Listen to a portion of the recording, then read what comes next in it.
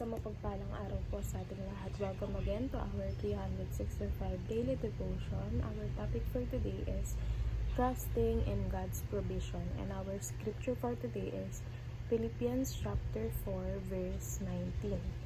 And my God will meet all your needs according to the riches of His glory in Christ Jesus. So sinasabi sa verse nito na lahat daw ng pangangailangan natin is ibibigay ng Panginoon natin. Kasi yung Panginoon daw natin is mayaman siya. Lahat ng kayamanan at kaluwalhatian niya ay na kay Jesus Christ. And kapag tayo nangailangan tayo and tumawag tayo sa pangalan ni Jesus Christ, is ibibigay niya sa atin ang lahat ng pangangailangan natin. Our first teaching is God is our ultimate provider. So, pag sinabi kasing provider, talagang binibigay lahat ng mga needs.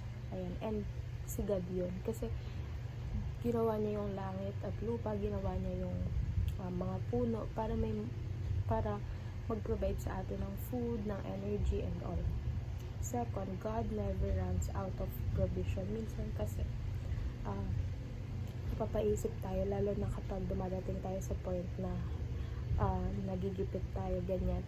Piling natin is wala nang plano ng Panginoon sa atin or hindi na siya nakakapag-provide na maayos sa atin. Pero after ilang days or what, magme-make sense lahat. Tapos doon na siya magbubuhos ng mga blessings. Kumbaga, inaantay niya lang na tayo ang lumapit sa Kanya.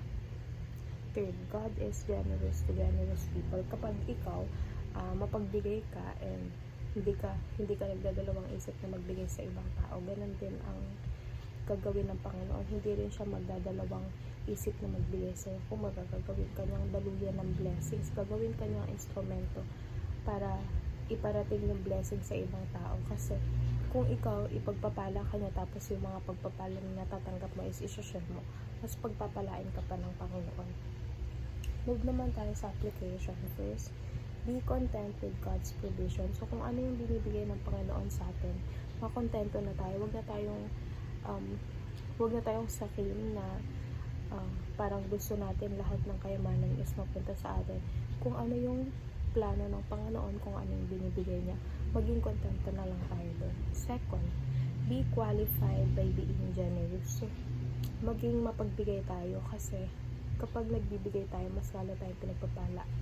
And kailangan kasi yung mga blessings na natatanggap natin is hindi natin sinasarili. Sinashare natin sa ibang tao kasi yung blessings are meant to be shared.